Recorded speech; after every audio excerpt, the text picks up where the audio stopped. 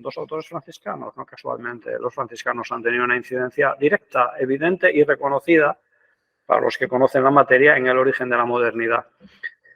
Va a tener fundamentalmente dos partes. La primera son unas consideraciones sobre esta persona, este historiador de la cultura, Jacob Burckhardt, en su obra fundamental Die Kultur der Renaissance in Italien, la cultura del Renacimiento en Italia, una obra en 2 volúmenes, casi en torno a 1000 páginas, una obra enorme, que debido a la carga de trabajo no me ha sido posible leer con todo el detalle que había querido. La he leído completa, pero no he podido hacer la anotación y el trabajo de fondo que una obra de estas características exige.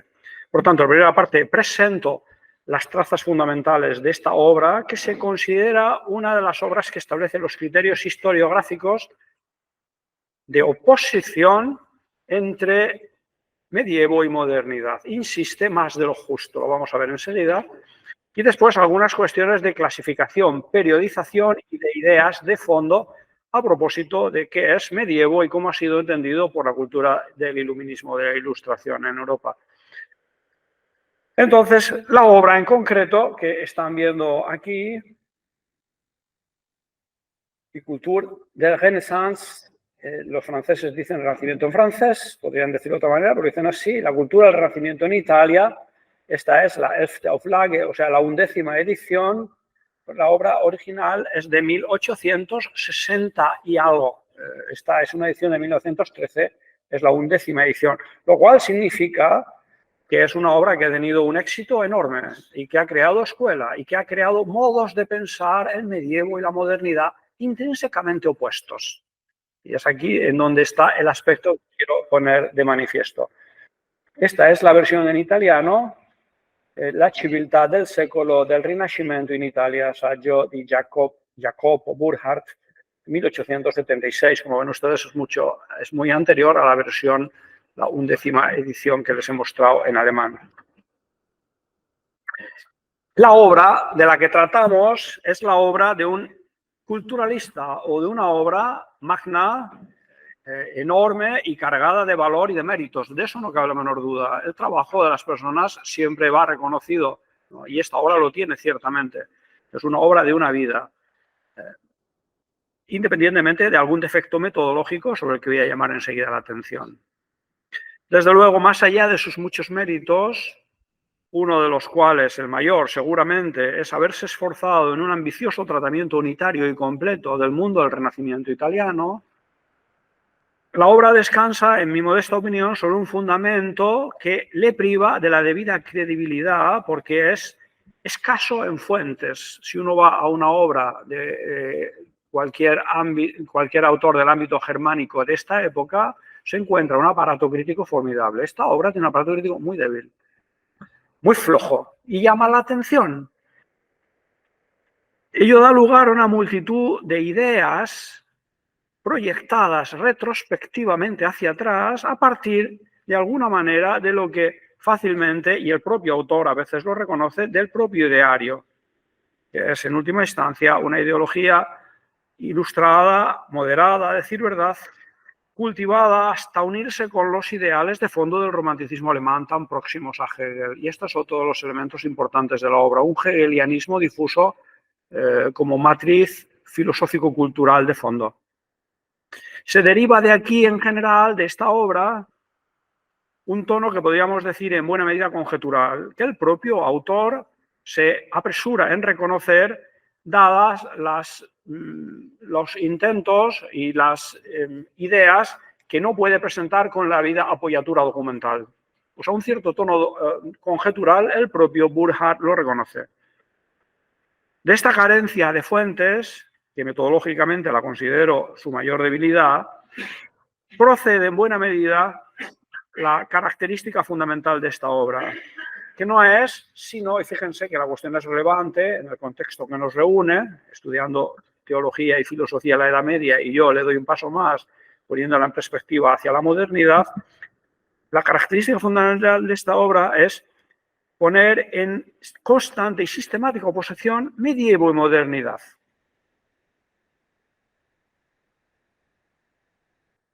Johann Huizinga, que es otro estudioso de la historia de la cultura más que de la historia de la filosofía, un autor holandés, llamó la atención sobre este defecto historiográfico de Burckhardt en El otoño de la Edad Media, una obra señera. El otoño de la Edad Media, estudios sobre la forma de la vida y del espíritu durante los siglos XIV y XV, justamente los inicios de la modernidad, en Francia y Países Bajos. La obra se publicó en España en 1981 por Alianza Editorial. Huizinga advierte que Burckhardt contrapone, más allá de lo justo, ciertas propensiones del medievo frente a las propensiones y al modo de desear, de ver la vida y la realidad del Renacimiento italiano. Y dice en concreto, Burckhardt opone, cito literalmente, al honor y la gloria particulares que animaban aún a la sociedad genuinamente medieval fuera de Italia, el modo como desde Dante el espíritu italiano, bajo la intensa influencia de los ideales de la antigüedad, aspira al honor y a la gloria. Este punto, dice Huizinga, paréceme uno de aquellos en que Burckhardt ha juzgado demasiado grande la distancia entre Edad Media y Renacimiento, entre Europa Occidental e Italia. Esta sistemática contraposición que en el estudio atento, detenido de los grandes autores de las corrientes y de las escuelas del siglo XIV, XV y XVI no es tanto. Algo hay, algo se insinúa, una cierta tendencia. En última instancia, lo vamos a ver al final, en la conclusión, el defecto de esta obra es que pone como si fuera desarrollado, maduro y completo lo que es solo germinal, dando un salto aproximadamente de 5 siglos y presentando como si los autores del Renacimiento fueran ilustrados franceses del siglo XVIII, en donde vemos esta mentalidad perfectamente constituida. Un renacentista italiano no era así. Estas posiciones, sostenidas con esta firmeza como Burckhardt nos las presenta, no las encontramos en el Renacimiento italiano, debidamente acreditado en sus fuentes documentales. Encontramos también en esta obra un hegelianismo de fondo. Agradeceré al moderador que más o menos hacia mitad me indique comando de tiempo para saber de cuánto dispongo. Vale. Advertimos también en la obra que tiene una perspectiva fundamentalmente, digamos, de la ilustración. En ilustración y romanticismo no hay contraposición. ¿Por qué? Es verdad que los ideales son bien distintos. Es la exaltación de la razón y de la imaginación. Incluso el romanticismo exalta el medievo. Pero sabemos bien que buena parte de los autores románticos proceden de literatura, de fuentes y de ambientes en donde los ideales de la Revolución Francesa estaban presentes. Mencionaremos algo al respecto de Hegel, porque Hegel precisamente viene de estos ambientes ilustrados y Hegel hace suya las aspiraciones fundamentales del romanticismo alemán. Digo que se percibe en la obra de Burckhardt un hegelianismo de fondo y que me parece el sustrato filosófico propio de esta obra, por más que sabemos el propio Burckhardt haya rechazado su filiación hegeliana. A este respecto nos parece también oportuna e inatacable la opinión de Ernst Gombrich en su obra Tras la historia cultural sobre el inequívoco y arquitectónico hegelianismo de la obra de Burckhardt que estamos analizando, en concreto la cultura del Renacimiento en Italia.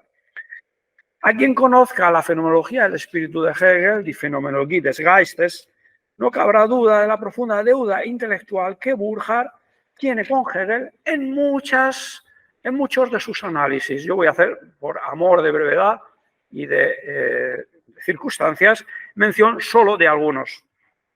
Siempre llamando la atención en que una matriz ilustrada no rechaza en absoluto que haya proseguido manifestándose de algún modo como romántica en el sentido riguroso de la palabra, este movimiento alemán, Sturm und Drang, que es exaltación de las fuerzas, de la imaginación, de la sensibilidad y no tanto de la razón, de la fría razón neoclásica, que es a lo que aspira el alma efectivamente ilustrada.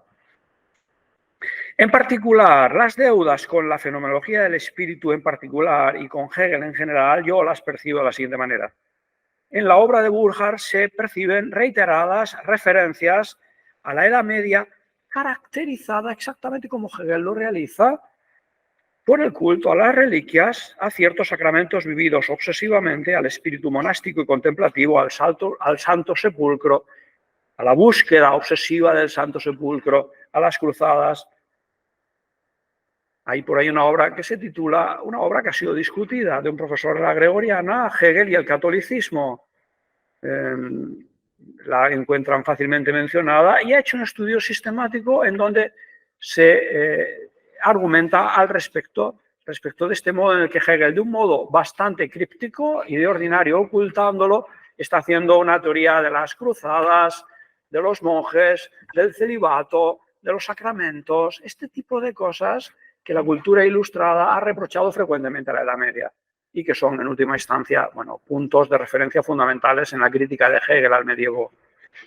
Esta crítica de Hegel está recibida de lleno, podríamos decir cordialmente, profundamente, por Jacob Burckhardt.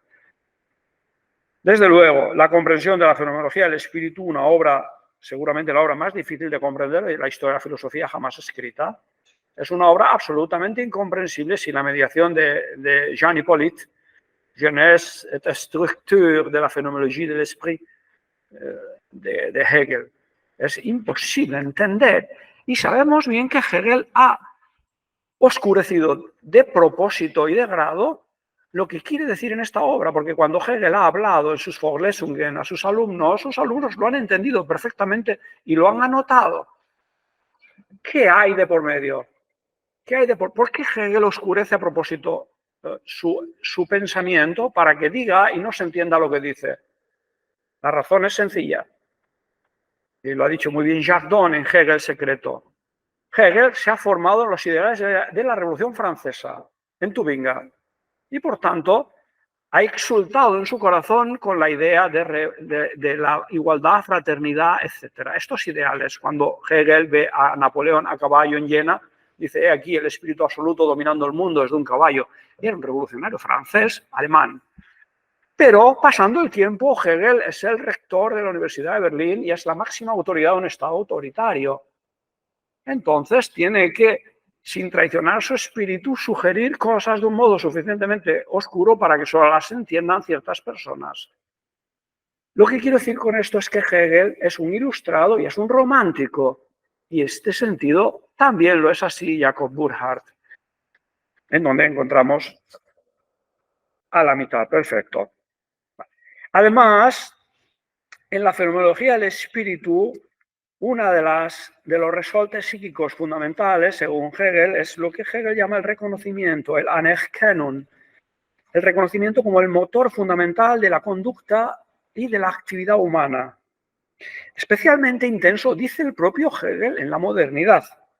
Burckhardt, en efecto, pone en la sed infinita de gloria, en el deseo de inmortalizarse, por ejemplo, en la coronación de los poetas y otras muchas actividades e instituciones del Renacimiento, una de las maneras de dar recepción y cabida al Anerkennung hegeliano, a este reconocimiento. La lucha por el reconocimiento, según Hegel, es uno de los factores determinantes en la dialéctica de la historia. Esto lo sabemos así, la fama y el honor buscado, a veces más allá de lo honesto y de lo legítimo, es importante en la vida humana. Después de la época de las pasiones en la juventud, ¿qué viene? Esto. Y esa es verdad. La cuestión está en cómo se entiende y en qué grado.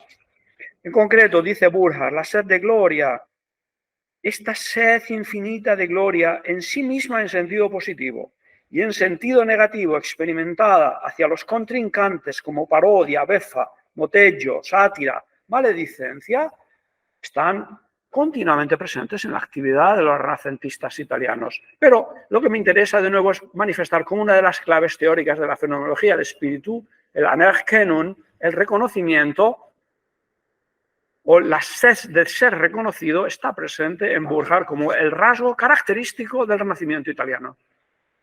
Además, y esto me parece particularmente importante acerca de este hegelianismo de fondo de Burckhardt, donde, en mi opinión, después de la lectura de la obra, más inequívocamente hegeliano se nos muestra Burckhardt, es en los capítulos primero y segundo de la segunda parte titulada El Estado y el Individuo. La individualidad. La estructura de estos capítulos, de la segunda parte, es la siguiente. El hombre del medievo, el despertar de la personalidad. Si el segundo capítulo trata el despertar, es porque el primero estaba dormido. El hombre del medievo es un hombre que duerme. La personalidad despierta y emerge consciente y lúcida con el Renacimiento. Es este juego de contraposiciones claros y sombras netos, que es lo que, en alguna manera, en mi modesta opinión, traiciona la realidad de la marcha histórica, que es mucho más sutil y mucho más histórica.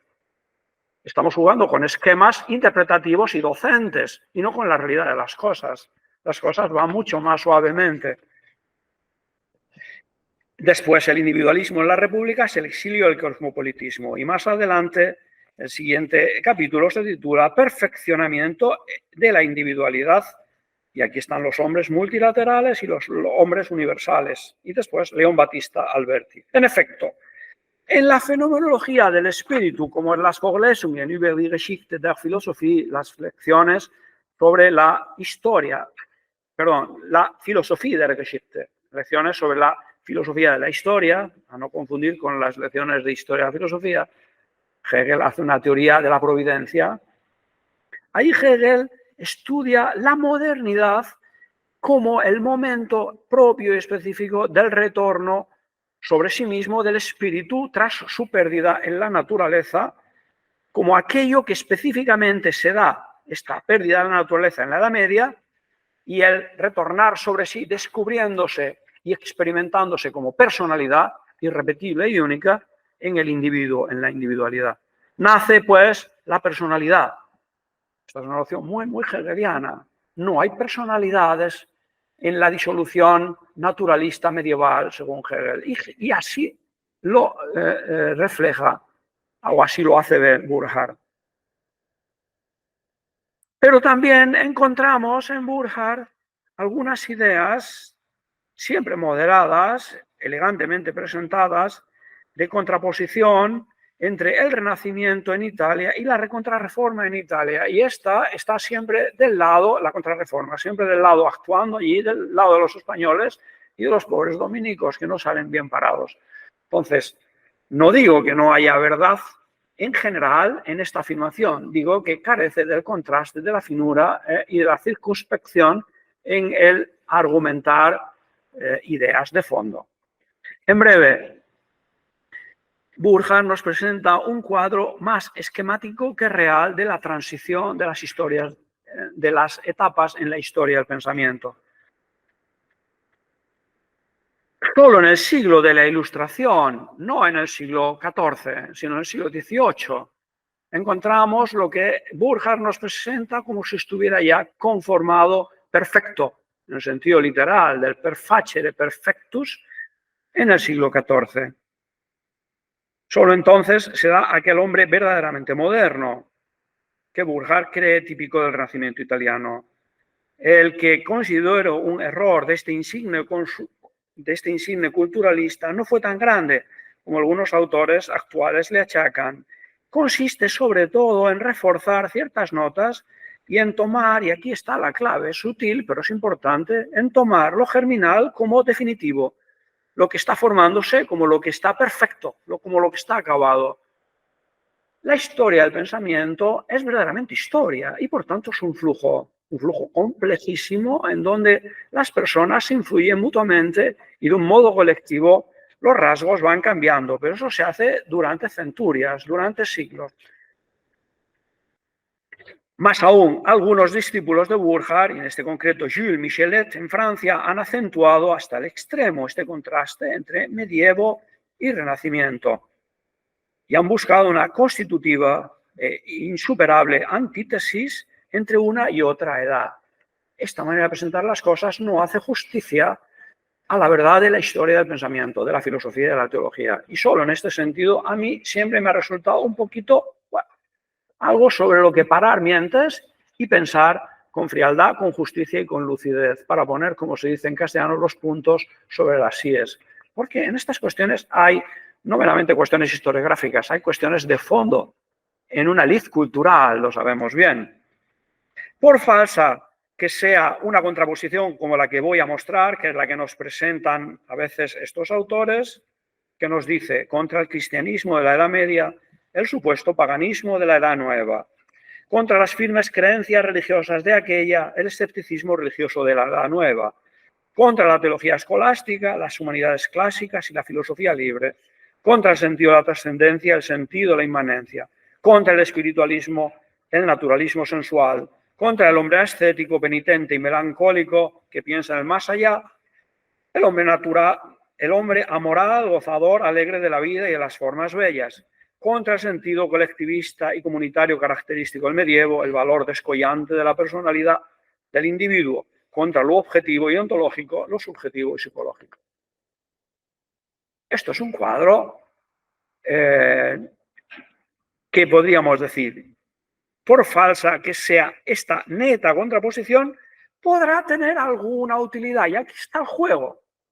No se dice que sea falsa, se dice que es una contraposición esquemática que de alguna manera traiciona la realidad de la historia. No se han dado las cosas así y desde luego en un lapso de tiempo de 20, 30 años, si acaso en 5 siglos. Por tanto, es útil tomada cum mica salis para entender la diferencia de los periodos históricos, pues aún los más empeñados en borrar los límites divisorios entre Edad Media y Edad Moderna deben admitir que esta tendencia existe, pero es una tendencia secular, larga, que se recorre y se consuma después de siglos. Un problema mucho más hondo y de un orden no ya historiográfico, sino causal y por tanto de sustancia de las cosas acerca de la filosofía y la teología, es el de las causas o raíces de este proceso que ha llevado al hombre, digamos, un poco al margen de la trascendencia, o podríamos decir, iniciando los caminos de la secularidad o de la secularización. Y aquí se pueden invocar causas siempre más o menos conjeturalmente presentadas. Se puede decir que una de estas causas, por ejemplo, es el derecho romano, recibido de un modo poco crítico en el siglo XIV, siglo XIII, siglo XIV, y que va a ser la estructura fundamental que va a dar origen al nacimiento de los estados modernos. Piensen ustedes que los estados modernos nacen de la ideología de los legistas. Piensen, por ejemplo, en Guillermo Nogaret, Pierre Dubois, que son los teóricos de la corte de Felipe el Hermoso de Francia, que son los que le hacen a Felipe el Hermoso creer que él es un nuevo emperador romano al margen de la justicia y de la verdad. Y como si la enseñanza de la cristiandad acerca de la vinculación del gobernante a la justicia material de las leyes hubiera desaparecido. Entonces, en el derecho romano hay un elemento paganizante obvio. Hay autores circunspectos que lo reciben y que lo saben atenuar, pero hay unos legistas que lo reciben y que nos dan el aire de aquellos ideólogos del siglo XVIII, ¿no? Y en este sentido, Burckhardt puede tener algo de razón. La filosofía de Aristóteles, no como la reciben algunos religiosos, eclesiásticos, frailes, estoy pensando fundamentalmente en Juan de Jandún, el Defensor Pacis. ¿Quién es el autor? Marsilio de Padua. ¿Habéis visto la andadura y la proyección que Marsilio de Padua da al aristotelismo, entendido de un modo averroísta? Tremendo, tremendo. Entonces, atentos, Aristóteles es un personaje de fuste gigantesco, es el padre de muchas ciencias, pero es un autor que puede ser leído de diversas maneras. Y también hay una contribución aristotélica, está clarísimo, Pomponazzi, en la escuela padovana del siglo XVI. Es un autor, además, llamado al orden en el concilio correspondiente acerca de la mortalidad del alma, etc. O sea, la sutileza y la ambigüedad de las instituciones humanas es algo que siempre tenemos que tener bien presente. Está también la invasión como tercera posible causa de este proceso, digamos, enorme de andadura de 5 siglos secularizador, de la invasión de la ciencia arábigo-judaica. Y también, ¿por qué no?, la tendencia del hombre a considerarse con una conciencia autónoma y siguiendo, como si siguiendo las propias tendencias naturales conseguiría realmente un estado de desarrollo que luego más adelante será llamado progreso, incluso progreso con mayúscula. Burckhardt no deja de alabar el individualismo en este sentido. En breve, nos encontramos una presentación del Renacimiento que pretende ser mucho más que una caracterización de este emerger potentísimo, hermoso y grande. Faltaría más, lo contrario sería una mezquindad, pero concebida por el propio autor como una caracterización sistemática de oposición de medievo y de modernidad. Y en ese sentido la obra va realmente mucho más allá de lo que el título dice, pero el autor siempre tuvo claro que era el fin que se pretendía, una contraposición entre estas dos fases. ¿Cuánto tiempo me queda? Pues en principio ya. En principio ya. Bueno, yo además de esto, que era solo la primera parte, estos son los dislates que se cometen cuando uno ha salido a estas horas y después de... Entonces, no, lo que le quiero decir es solo esto. No, no va a dar tiempo. Exacto. Solo esto. A ver. Es una propuesta, y con esto concluyo, la propuesta de que se puede bien pensar que la llamada edad moderna puede muy bien ser dividida en dos grandes periodos francamente diferentes. Desde luego es claro que el siglo XIV no es un siglo, no es el medievo. Hay muchos elementos que nos lo caracterizan.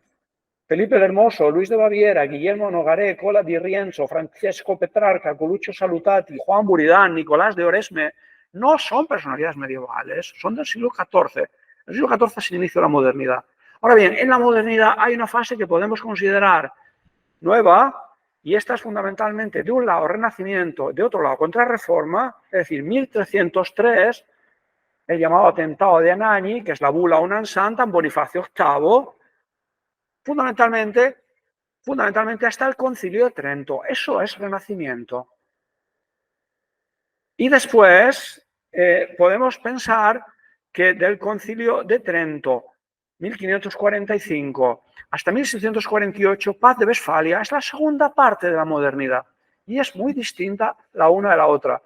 Es decir, en última instancia, y con esto concluyo, con un exceso de 2-3 minutos, es importante no adherirse a esquemas de gran vuelo y de gran portada explicativa que no están suficientemente atentos a fuentes documentales que los acreditan y que traicionan la realidad de la historia, que es terriblemente compleja. En este sentido, una evocación sanamente entendida, historicista, creo que hace justicia a la verdad de la historia del pensamiento.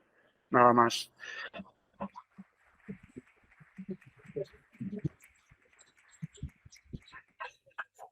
Muchas gracias, profesor Leopoldo Prieto, por esta ponencia. Bien, pues vamos a seguir con el orden de la sesión y de las ponencias de esta tarde. Es el turno ahora de José Carlos Sánchez, que es profesor sustituto interino en la Universidad de Sevilla. Ha sido también profesor de Metafísica e Historia de la Filosofía Medieval en la Facultad de Teología de Granada y de Historia de la Filosofía del Instituto de Enseñanza Secundaria Alonso de Madrigal en Ávila. Actualmente centra sus trabajos en la metafísica de Francisco Suárez y en la publicación de las obras inéditas de José Ellín. Ha sido también investigador visitante en la Universidad de Cambridge y entre sus últimas publicaciones destacan ¿Qué metafísica para qué teología? Notas a partir de Francisco Suárez y La libertad de Francisco Suárez a la luz de Millán Puelles. Bueno, José Carlos nos va a hablar hoy, esta tarde. En su ponencia lleva por título Amor, Acción y Libertad, según Francisco Suárez. Bien, paso. Bueno, muchas gracias por presentar un impresentable, como siempre digo. Y también quiero comenzar dando las gracias al profesor Llamas por invitarme a hablarle a todos ustedes. La verdad es que para mí es un orgullo volver a mi casa, hablando de lo que más me gusta. Y, bueno, como dice en una gran frase Emilio Lledó, pues poder rozar la chaqueta con los profesores a los que da pudor decirlo, pero llevo leyendo desde hace ya mucho tiempo. Algunos de ellos, sus libros, me acompañan a todos lados. Quien está al final de esta mesa. Y doy gracias que el libro sobre Suárez es muy pequeño porque lo puedo llevar en cualquier sitio. Así que muchísimas gracias desde aquí. Bueno, esta ponencia intentaré resumirla y que se queden con dos sencillas frases de Suárez. La primera es la siguiente: es libre en su obrar la facultad que, puestos todos los requisitos para obrar, puede obrar o no obrar. Esta cita viene de la obra de Ánima. Siempre que cite la traducción será por la edición de Castellote, no por la de Vives. Y la otra línea que quiero que se queden no es de Suárez, es de Hugo de San Víctor, pero él la hace suya en el propio de Ánima. Y dice lo siguiente: el amor goza de preeminencia sobre el conocimiento, porque el amor penetra donde el saber se queda fuera.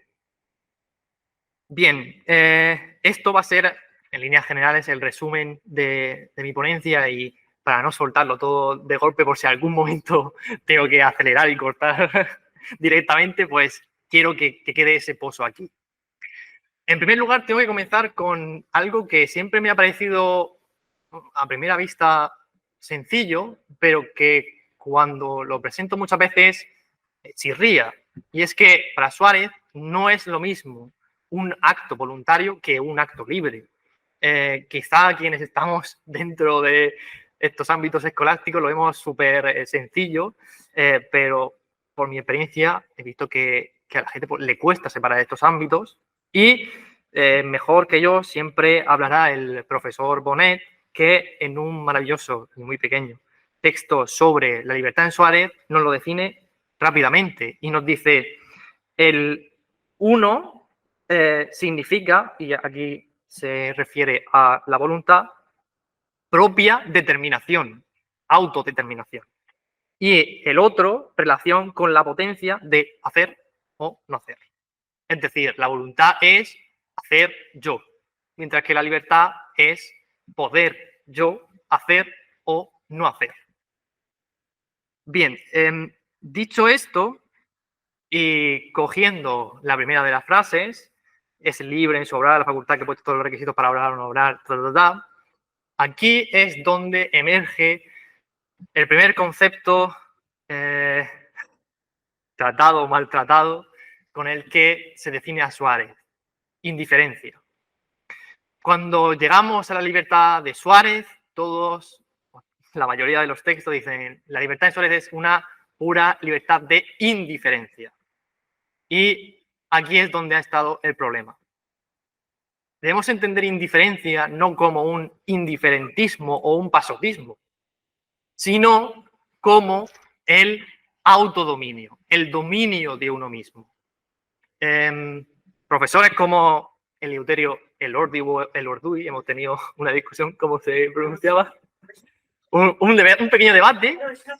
Bueno, todavía sin contestar, pero grandes suarecianos como Elorduy la vinculan, esta indiferencia, y también la vincula el recientemente desaparecido profesor Castillo, con el principio y fundamento de los ejercicios espirituales de San Ignacio. Y nos dice: aquí arraiga la indiferencia suareciana, en el hacerse indiferente a las pasiones. Bueno, eso es una línea. Otra línea más cercana a otros autores, entre ellos José Gin, nos dicen: esta indiferencia no es inventada por Suárez, no es inventada por Ignacio de Loyola, San Ignacio, sino que está mucho antes.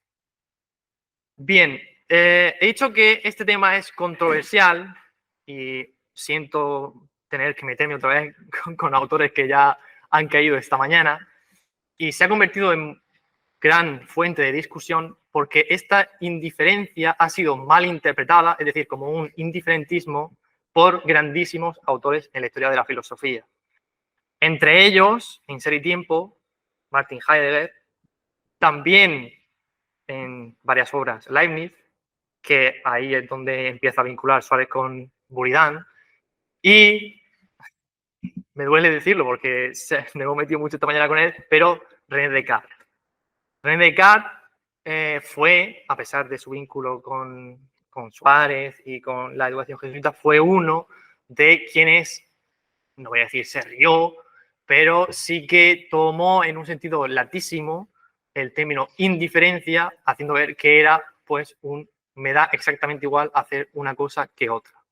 No, Suárez no se refiere en absoluto a eso cuando está hablando de la indiferencia de la voluntad.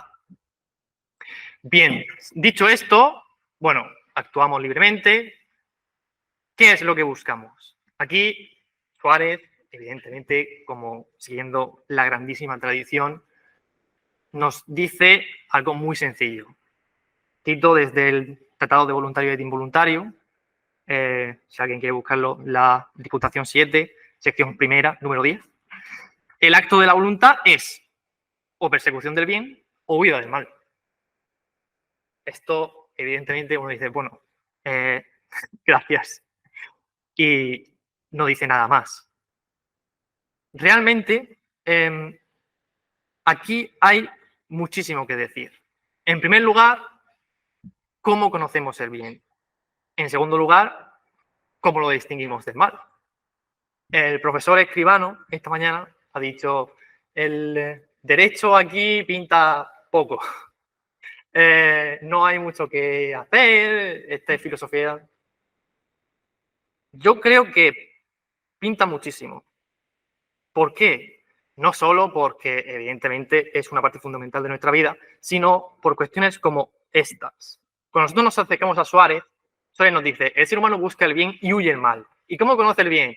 Evidentemente a través de la razón. ¿Y en qué se basa esa razón para conocer el bien? Evidentemente en la naturaleza humana. Ahora bien, quienes hemos estado, iba a decir 5 minutos, 20 segundos en una clase de secundaria, vemos que hay gente que hace el mal y que lo hace queriendo hacer el mal. Es decir, vamos a ver, te estás metiendo con esta persona y lo estás haciendo para chincharle.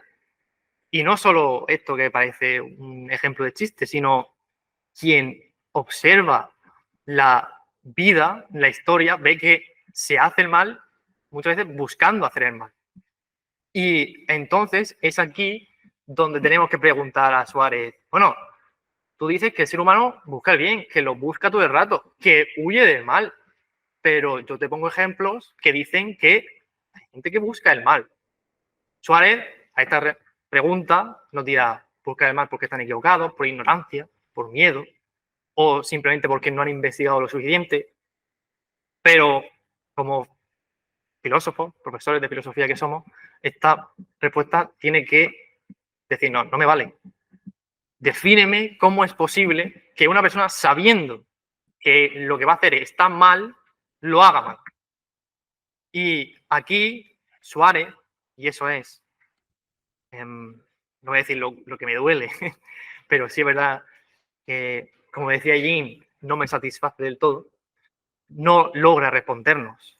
Dice, es imposible que una persona busque el mal o a mal, o bajo razón de mal. Él no lo contempla. Y creo que eso es una pregunta fundamental: ¿de dónde procede el mal y por qué es posible hacer el mal? Pero bueno, eso nos llevaría muy lejos. El caso, volviendo otra vez al tema, ¿cómo hace Suárez esta conexión entre la libertad y la búsqueda del bien? Pues evidentemente a través de nuestras dos facultades, entendimiento y voluntad. Y aquí aparece la pregunta del millón. Cada vez que se entra en un aula a discutir sobre Suárez, siempre te lo preguntan, bueno, ¿cuál domina? ¿La voluntad o el entendimiento? ¿Dónde pone a Suárez? ¿En esta línea atomista o en la línea escotista? ¿Tú qué harías? ¿Cómo lo definirías? Bueno, debo decir que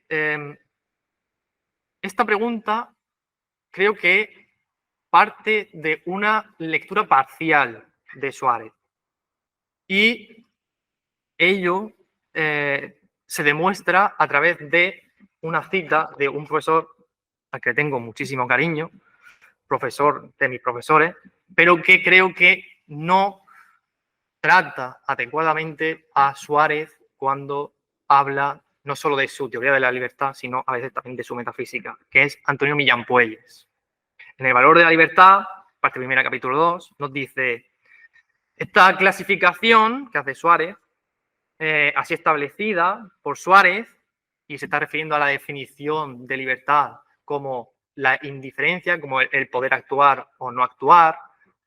En las líneas anteriores Suárez ha dicho libertad es lo distinto, lo opuesto a la necesidad. Pues dice Millán Puelles, esta clasificación así establecida por Suárez es deficiente por no ser completa. En ella no se consigna la libertad trascendental del entendimiento ni de la facultad volitiva. Y claro, uno dice, bueno, ¿qué significa eso? Y continúa. La libertad trascendental no se da propiamente hablando en ninguna concreta intelección, ni tampoco en ninguna concreta volición, sino en el entendimiento, definiendo qué es la libertad, qué es el entendimiento trascendental y la voluntad trascendental, y nos dice, sino en el entendimiento, en principio abierto a todo ente, y en la voluntad, en principio abierta a todo bien. Aquí, vuelvo a decir que Millán Puelles está todo el rato, a lo largo de todo este texto, y la mayoría de sus obras, que yo recuerde, cita las disputaciones metafísicas, única y exclusivamente las disputaciones metafísicas. Suárez se nos olvida que no solo hizo filosofía, hizo teología, hizo derecho.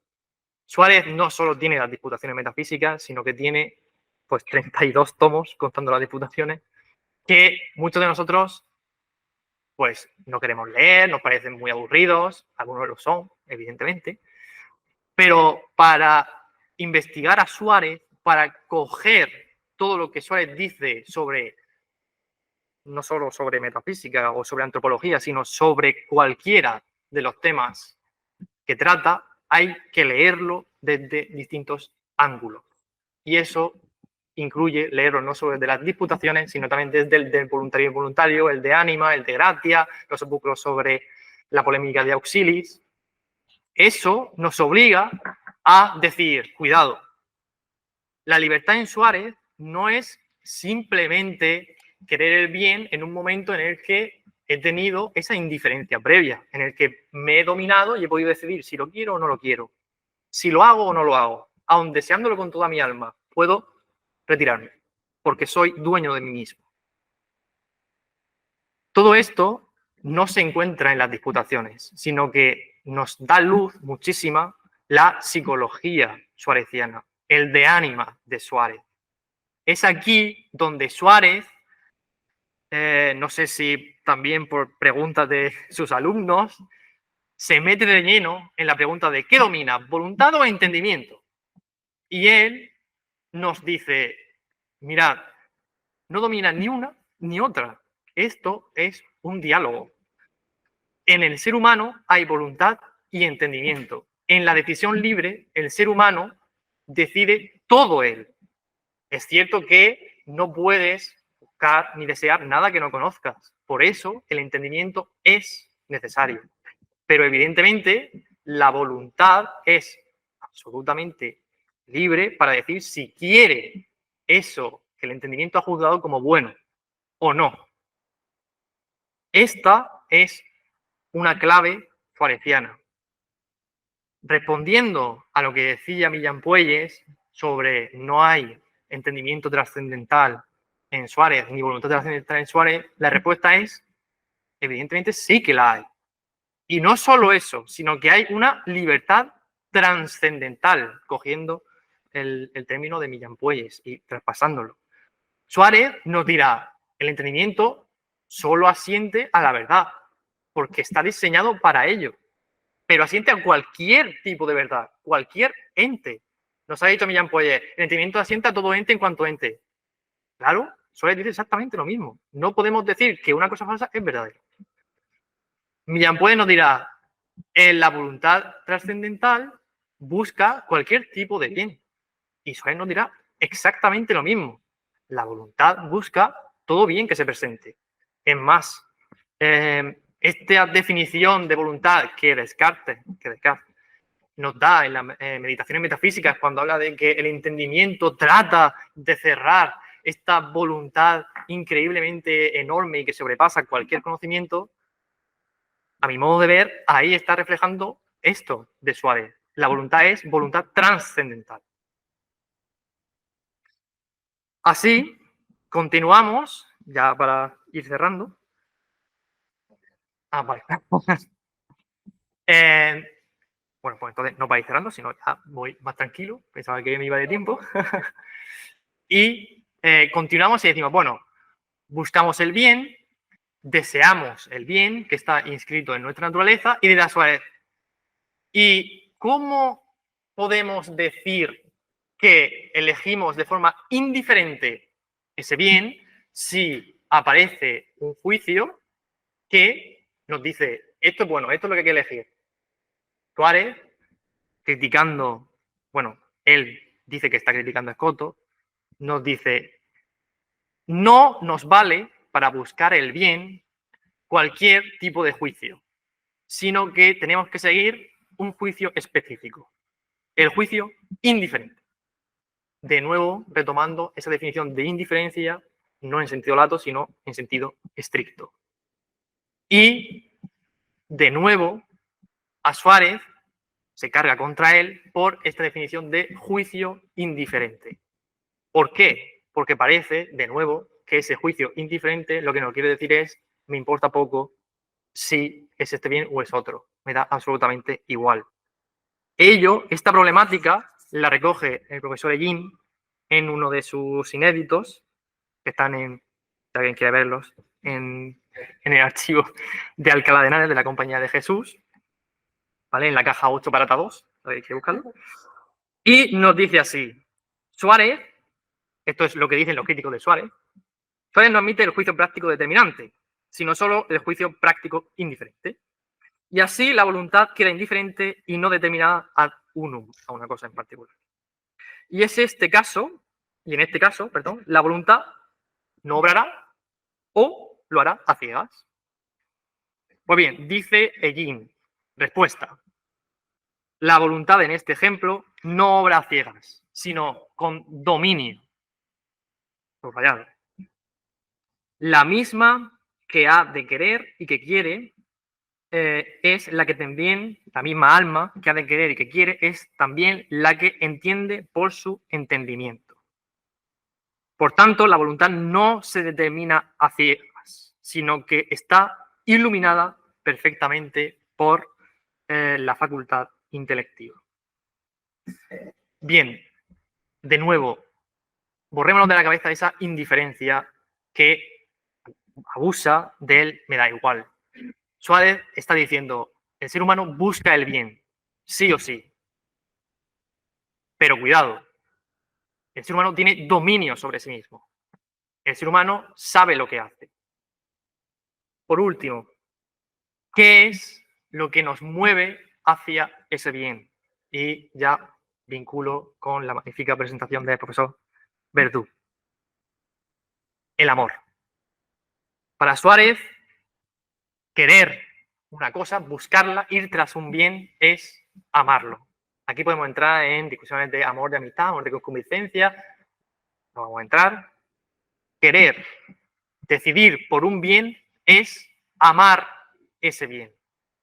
Y nos dirá Suárez, el amor, en el de ánima, disposición 12, cuestión 3, número 3, el amor, ¿por qué? ¿Por qué dice Suárez que es el amor lo que nos mueve bien? La respuesta es muy sencilla. El amor es más perfecto que una intelección, porque ese amor tiende a la cosa que queremos tal como es en sí misma. El entendimiento nos muestra, a través de nuestras capacidades, de lo que logramos ver, lo que es la cosa. Nos la muestra apetecible. Sin embargo, cuando nos decidimos por esa cosa, la amamos. Y ese amarla no es simplemente amar lo que veo, sino cogerlo en su totalidad. No simplemente quedarte con lo que te ha apetecido, sino quedarte con todo lo que lleva inserto, intrínseco, eso que has elegido. Por eso es por lo que nos dice Suárez, el amor es más profundo, más poderoso que el entendimiento, porque te obliga a no quedarte en lo que conoces, en lo que has visto, sino a tomar el todo que has elegido, incluyendo aquello de lo que eras ignorante. Pues bien, de esta forma entendemos por qué Suárez hace suya esta frase de Hugo de San Víctor: el amor goza de preeminencia sobre el conocimiento, porque el amor penetra donde el saber queda fuera. Suárez, su libertad es una libertad trascendental porque en ella interviene nuestra voluntad y nuestro entendimiento. Todos nosotros en el que nosotros mismos, perdón por esta reiteración, somos dueños. Y elegir una cosa sobre otra no es simplemente mera apetencia, sino que es amor. Nos dirá Suárez, por último, en el de voluntario et involuntario, la Diputación 6, cuestión 5, sección 5, para amar una cosa no es solo necesario conocer que eso es bueno. También hace falta saber que es bueno amar tal objeto. Y este conocimiento es el verdadero conocimiento práctico. Bueno, eso es todo. Muchísimas gracias.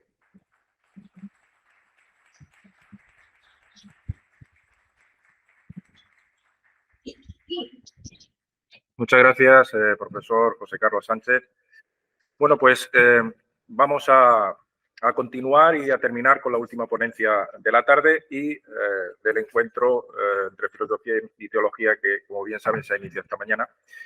Y bueno, es el turno ahora de María López Salamanca, que es investigadora en la Facultad de Humanidades de la Universidad Francisco de Vitoria. Trabaja sobre el autor dominico inglés del siglo XIV, Robert Holcott, y es coautora, junto al profesor Francisco León Florido, de la obra Introducción a la lógica medieval, publicada este mismo año.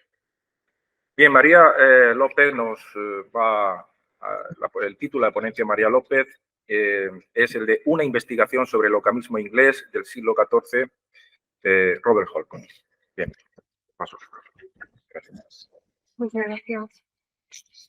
Bueno, en primer lugar, quisiera dar las gracias por la invitación a mis profesores, a Vicente Llamas y a la organización del encuentro.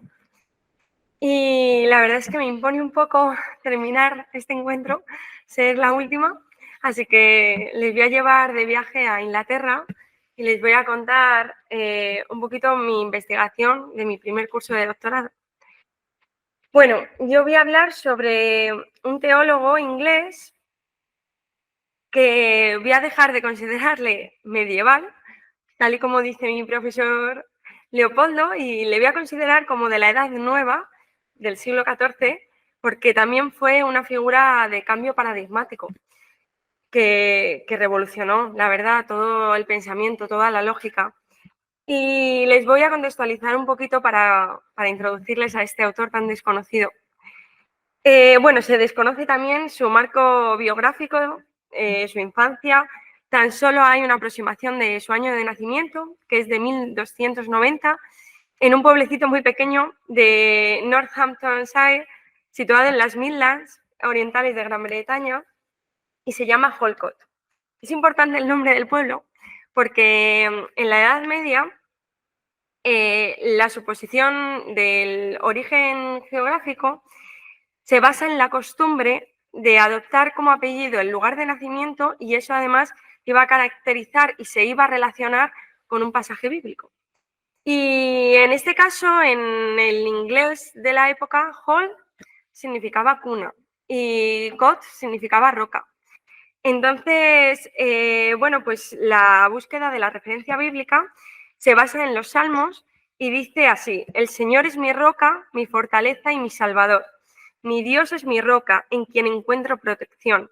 Él es mi escudo, el poder que me salva y mi lugar seguro. Entonces, Robert Holcott pues ya va con ese lema, ¿no? Va con esa potencialidad. y desde muy joven ingresa en la orden dominica, probablemente en el priorato dominico cercano a Northampton, que sería de Cambridge Priory, y que estaba dedicado a la Santísima Trinidad. El año de fundación de este priorato está alrededor de 1238, o quizá poco tiempo antes, porque se quedó reflejado el obsequio que hizo Enrique III de unos robles para la construcción de la edificación y estaba un poquito más lejos de la ciudad, o sea, se encontraba justo en la puerta de Barnwell, de lo que es Cambridge actual, por así decirlo. Bueno, sería como en las afueras de lo que es la ciudad. Y bueno, el éxito de la primera misión de predicación de la orden puede medirse por el crecimiento paulatino y de la adquisición de propiedades, que fue durante los años posteriores, llegando a construir alrededor del terreno de 10 acres, que era la medida del sistema anglosajón utilizada en las superficies agrarias de entonces, que equivaldría como a 40.000 metros cuadrados. En el año 1296, gracias a la generosa caridad de Alice de Sandford, condesa de Oxford, los frailes pudieron ampliar considerablemente la construcción y mejorar los edificios originales. Dentro de la orden dominica, Holcott recibió la educación habitual, que comprendía una formación básica en artes y posteriormente una formación más especializada en teología. Las escuelas dominicas inglesas se diferenciaban de las escuelas francesas en un aspecto que era clave. Pues, por ejemplo, en las universidades, en la Universidad de París, se comenzaba por la Biblia, y en la universidad, y en las universidades inglesas se empezó se permitía empezar por las sentencias antes que de la Biblia. Entonces, por ese motivo, aparece nombrado en el primer documento Robert Holcott como bachiller sentenciario en la Universidad de Oxford. Bueno, la primera vez que se le nombra, como digo, es en este documento de la Universidad de Oxford y está más o menos fechado las sentencias entre 1331 y 1333. El interés, claro, el estado de la cuestión está enfocado sobre mi autor en un interés lento y fuertemente fragmentado del siglo XIV, del siglo XX hacia él. Hay una falta de apreciación general por la cultura intelectual medieval tardía que hace que se encuentre, se encuentre muy ausente, y a pesar de eso, Robert Holcott en su época se encontraba en todo y en todas partes. Tal y como señala Jackson Allen, alcanzó incluso esa cima de fama medieval como autor y además fue objeto de atribuciones falsas, porque se le atribuyó fragmentos del Redemptorium Morale de Pierre Bergsuit y de la misma forma el Philobiblon que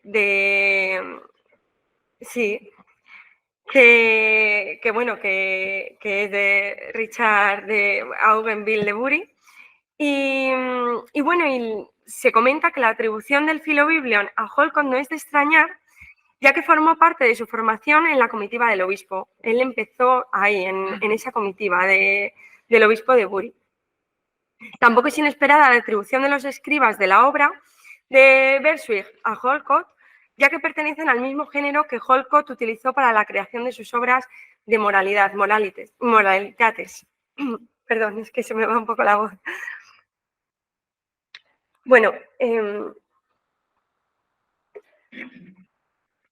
como suele ocurrir con las tendencias intelectuales importantes, el género quodlibeta en la Inglaterra del principio del siglo XIV floreció fuertemente dentro de las universidades. Las cuestiones de Holcott sobre las sentencias fueron compuestas cuando enseñaba en Oxford. donde sus argumentos revelaron a sus contemporáneos una agudeza teológica ayudada por la brillantez de un lógico. Y estas características definieron una teología inglesa emergente que a Bury le pareció novedosa y original, una herramienta eficaz para la teología que finalmente fue transmitida a Holcott. Ay, muchísimas gracias. Es que se me va la voz. Gracias. De modo que al entrar Holcott en el círculo de Bury, entró en un círculo de eruditos que se encontraban en el punto de intersección de las corrientes intelectuales que fluían desde Oxford hasta Londres y desde allí hasta Aviñón. Quiero también señalar que el círculo intelectual de Holcott va desde Holcott a Cambridge, Oxford y Londres. Es como el rectángulo suyo intelectual. Y bueno, y en la corte del Palacio de Bury se acogían a los mejores lógicos, escolásticos y literatos de la época. La presencia de Holcott en Londres le hizo ganar una importante fama entre los cortesanos, cada vez más alfabetizados y, como él, de gusto por las cuestiones filosóficas. El nombre de Robert Holcott todavía era familiar para los intelectuales europeos del siglo XVI e incluso XVII, gracias en parte a la amplia difusión de sus desafiantes Question of the Sentence de Pedro Lombardo, o de Book of Wisdom, claramente, que fue del profesor Joseph Way, denominó un bestseller medieval. Pero pocos historiadores que investigan el pensamiento medieval tardío o el pensamiento previo de la Edad Moderna han estudiado recientemente la obra. Por lo tanto, los estudiantes modernos de filosofía y teología de la Baja Edad Media conocen las opiniones de Occam y Rimini mejor que las de Holcott. Pero esto no refleja su renombre en relación con los 2 siglos posteriores a su salida de Oxford. Como se leían y se enseñaban aún obras en las universidades, Holcott seguía encontrando lectores eruditos que copiaban y citaban sus sentencias y sus quodlibeta. En estos géneros, tal y como los estudios del pensamiento medieval tardío han llegado a reconocer generalmente, los de Holcott se encontraban entre los más importantes, compuestos por la generación seminal de eruditos de Oxford activos a principios de la década de 1330. Bueno, de la obra de Holcott se han conservado al menos 175 manuscritos, lo que contrasta con los 48 conocidos del comentario a las sentencias, 4 más que los de Gregorio de Rimini y 12 más que los de Occam. O sea que ha sido más amplio lo que nos ha llegado de él. Sus escritos más controvertidos conciernen al problema de la providencia divina y los futuros contingentes. Bueno, también el libro de las sentencias y el libro de la sabiduría, son muestras de su capacidad literaria. La obra de Holcott ha tenido una considerable influencia en sus contemporáneos escolásticos y en un público amplio sus comentarios a la Biblia y su colección de Exempla. En los siglos XV y XVI se imprimieron ediciones de los escritos más importantes. Sin embargo, los manuscritos de las obras teológicas y filosóficas arrastran las dificultades considerables de traducción. El primero que llamó la atención sobre ello fue Jodocus Badius en la carta inicial de la edición de las obras de Holcott de Lyon en 1497, donde destaca cómo Agustín de Ratisbona, al revisar los manuscritos, explica, los ha encontrado en un estado deplorable. O sea, los he encontrado en un estado deplorable. Por su parte, el editor de las determinaciones, en la misma edición, Juan Drexel, no quería publicarlas por el mismo motivo, porque no se encontraba al final valor en el estado en el que estaban. Aunque de todas formas los editores lo hicieron igualmente, por la rareza, en honor a la rareza de los textos. Y bueno, respecto a los quodlibeta, se encuentran en 3 manuscritos que ofrecen una variedad en la selección y en la secuencia de las cuestiones. En los manuscritos que recogen la mayor parte de los debates de los quodlibeta medievales, se advierten 2 fases generales. La reportatio, que recoge tanto la disputa en sí misma del quodlibet y la quodlibet en sí misma, que está abierta a todos los temas y a todos los miembros de la comunidad académica, como la ordenación del maestro de las cuestiones, por ejemplo. Y bueno, para darles una respuesta coherente, concluyendo en una determinación o respuesta propia y luego también la ordinatio, que es la preparación de las determinaciones para editarlas. La diferencia en los manuscritos de Holcott puede deberse simplemente al sistema general de la edición en la propia universidad donde se editaba. Y bueno, la atribución extremista a Holcott, que es el tema controvertido de mi autor, fue debida sobre todo a que se le consideró autor del controvertido Centiloquium Theologicum, siendo anteriormente asignado a Occam. Bueno, al final esta atribución es falsa, pero sin embargo, por esa atribución, esas investigaciones que se han ido haciendo alrededor de esa teoría se le consideró muy extremista. Sin embargo, autores posteriores, contemporáneos, ya le han quitado ese apelativo y sí se le considera discípulo de Occam, que eso es evidente, pero con una serie de diferencias, ya que Holcott se caracterizó por una fuerte inclinación escéptica y fideísta. Bueno, esto también lo han vuelto a poner en duda.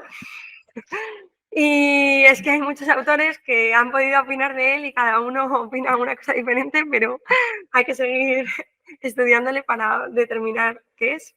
Cuando acabe mi investigación les contaré qué pienso yo. Pero bueno, otro autor, Eli, bueno, lo consideran más nominalista que el propio maestro, precisamente en la cuestión del objeto de conocimiento.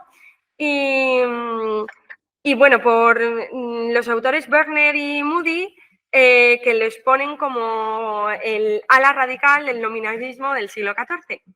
Luego, en 1962, Hoberman, que había posicionado a Holcott en ese ala radical, se cuestiona el juicio tradicional de escepticismo y fideísmo que se le dio al argumentar que para Holcott el hombre se libera del escepticismo por la fe y además el camino hacia la fe necesita de pleno uso de la razón natural. Bueno, aproximadamente una década después, Shepard considera a Holcott ya no como un nominalista radical, sino como un fiel discípulo de Occam que busca defender las tesis de su maestro contra los antiocamistas y por eso lo posiciona así. Y luego, por esta misma razón, otro autor, Hoffman, reconoció a Holcott el mérito de haber destacado en sus doctrinas el valor de la razón humana ante el conocimiento de Dios y renunció a categorizar a Holcott en el fideísmo y el escepticismo porque está ciertamente injustificado. Y bueno, hay autores como Paolo Molteni que aún mantiene esa denominación de extremista y explica que esta antigua calificación se basa en su doctrina de la gracia y la justificación, que tiene también un poco de sentido. Y bueno, no sé cómo voy de tiempo. 10 minutos. Ah, vale. Pues bueno, Hoffman, recuperando al autor, gracias, realiza un análisis comparativo entre las teologías de Holcott, Rimini y Crathorne a la hora de examinar a los oxfordianos Bodeham y Holcott. Descubre que han sido absueltos de la acusación de extremismo, que bueno, que hubo una acusación en París y fue muy sonado el momento, pero sin embargo ellos fueron absueltos, sin embargo Juan de Mirecourt y Nicolás de Autrecourt siguen estando examinados y sí les van a juzgar.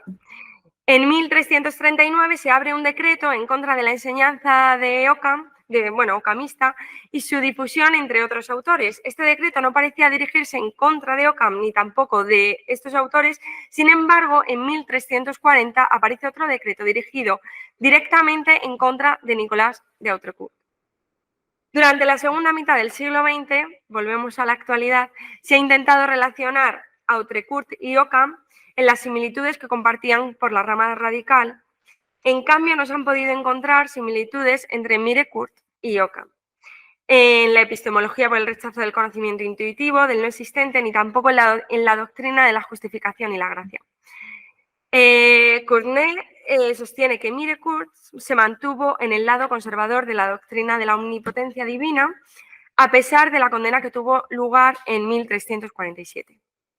Bueno, estos indicios de todos estos autores contemporáneos bastan para comprender la necesidad de investigaciones y de estudios que profundicen con análisis detallados en el conocimiento del fenómeno cultural del siglo XIV y del pensamiento de sus autores.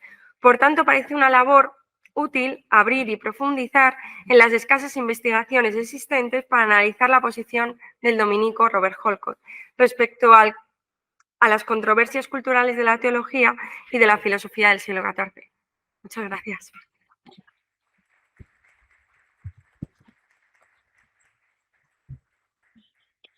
Bien, pues gracias María López por tu intervención, por tu ponencia. Bueno, pues vuelvo a dar las gracias a los ponentes de la tarde porque ha sido muy fácil moderaros, en el sentido de que habéis sido precisos, concisos, sobre todo os habéis ajustado a tiempo.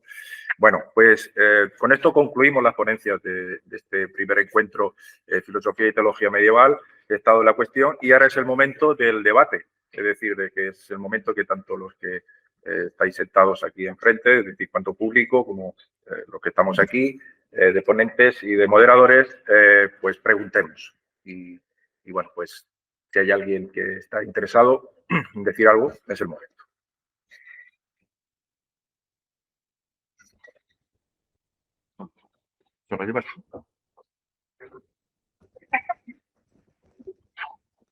No, es muy sencillo.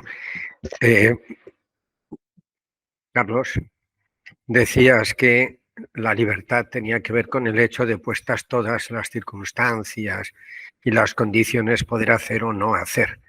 Simplemente que así es como lo describe Thomas Bradbury en el de Causa Dei. Me llama mucho la atención. Digo, cáscaras, mira.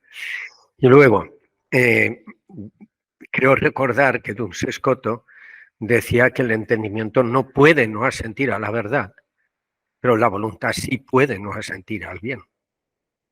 Y eso, esa distinción que hace Duns Scoto entre lo que es propiamente lo propio del entendimiento, del intelecto, y lo que es propio de la voluntad, me parece muy interesante para esta cuestión.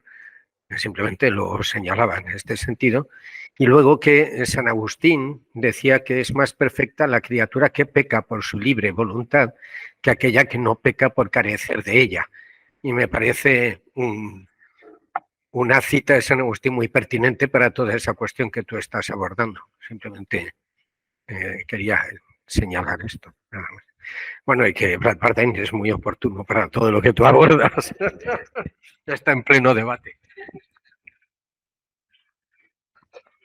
Bueno, me ha robado un poquito Ignacio, muy bien. ¿Vale? Realmente yo no entiendo este debate que plantea sobre la distinción entre, me refiero como una especie de debate original, no lo es. El grave problema que yo creo que encuentra Suárez es tratar de conciliar la herencia energetista, la herencia atomista, con la dinamista. El gran problema lo genera Tomás de Aquino, con la distinción que le viene de Damasceno, de Búlesis, Célesis y demás, entre voluntas ut ratio y voluntas ut natura. La voluntas ut natura no es una voluntad. Sencillamente no es una voluntad, es una inclinación ad unum, ad bonum. ¿Vale? La inclinación trascendental, claro, el unum es un trascendental, el carácter del objeto de tendencia se transfiere a la propia tendencia o marca la tendencia, entonces no es una voluntad. Es un grave problema que le viene también de... Entiendo que de la filosofía aristotélica, donde no hay un concepto de voluntad, claro, orexis, que es deseo, tal, proairesis, la decisión, todo ese lío que tiene la filosofía griega, porque el concepto de voluntad es cristiano. Bueno, ya. Empieza a emerger con Damasceno. Entonces, la voluntas ut natura es voluntas ad unum y la voluntas ut ratio es ratio ad opposita. Esto es una potencia racional. Entonces, ese debate en que si voluntad, el acto voluntario y el acto libre no es lo mismo, claro, no es lo mismo, pero ya lo dice Scoto. La diferencia que hay entre uno y otro es, en realidad creo, por eso digo que es que, no sé, claro, Suárez tiene que mantener, tiene que hacer un ejercicio de prestigitación, intentando ahí explicar el tomismo con el influjo, con la sombra de Escoto, al que los que debe conocer bien, evidentemente. Entonces, el problema no es tal, quiero decir, es la distinción que hay entre indeterminación activa y autodeterminación, que son cosas muy distintas. La indeterminación activa de la voluntad se refiere a una ilimitación, dice Escoto, quiero recordar que es su superabundantia actualitatis, justo por oposición a la materia, que es la potencia pasiva, que es ex defecto actualitatis, ¿verdad? La indeterminación pasiva de la materia.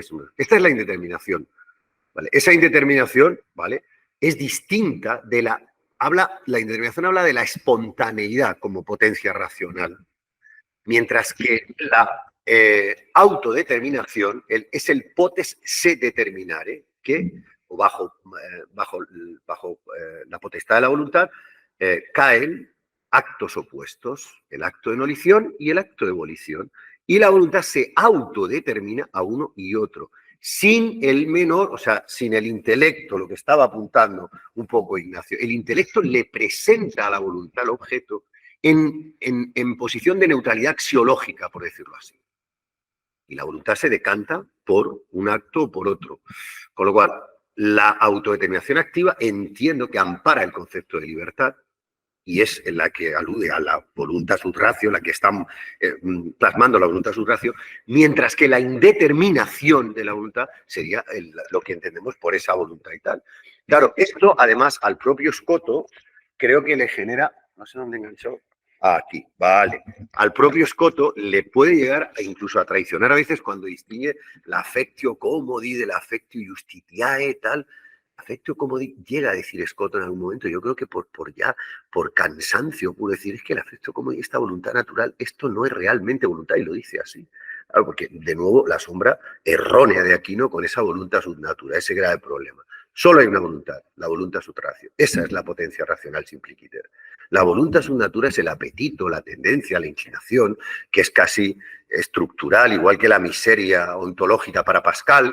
Quiero decir, eso forma parte de la estructura más que psicológica, ontológica del individuo. La psicológica realmente es la voluntad sub ratio. Entonces, ese debate, no sé por qué esos errores o sea, todo ese debate sobre, creo que, no sé si Suárez dará, no he trabajado esa parte de Suárez, no sé si Suárez dará respuesta o no adecuada, pero en todo caso las dificultades que pueda encontrar, creo que Suárez lo debe tener muy claro. Las dificultades que pueda encontrar es por el lastre pesado del tomismo, una vez más, ¿vale?, de la voluntad, la sombra de la voluntad subnatura. A ver cómo conjurar esto. Pienso que, ya digo, la distinción está clara. Es solo una observación, una apreciación sobre las posibles respuestas.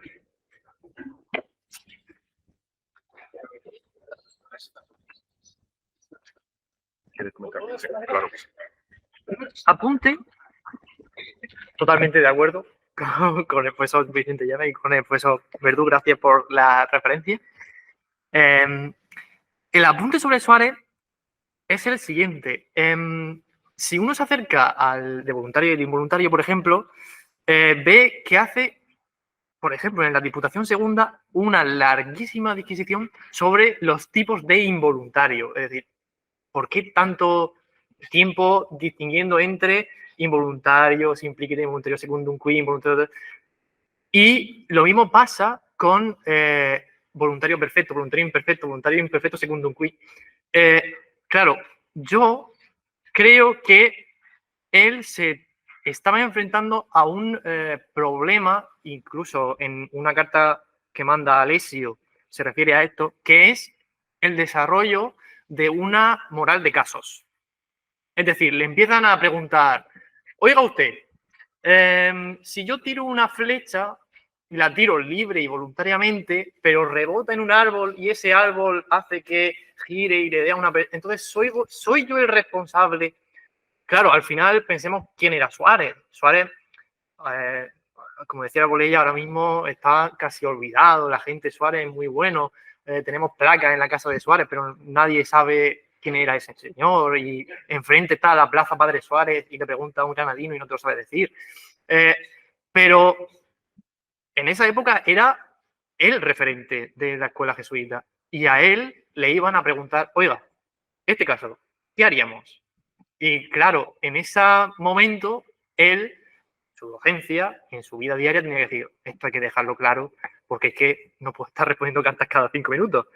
Y yo creo que es por eso, por lo que tiene que empezar a dividir. Al final creo, y creo que compartimos esto, que divide demasiado. Y llega hasta un punto en el que dice, bueno, esto te lo podías haber ahorrado. Pero creo que lo hace por mor de la audiencia, es decir, es necesario para que la gente encuentre respuestas. Pues es lo que quería.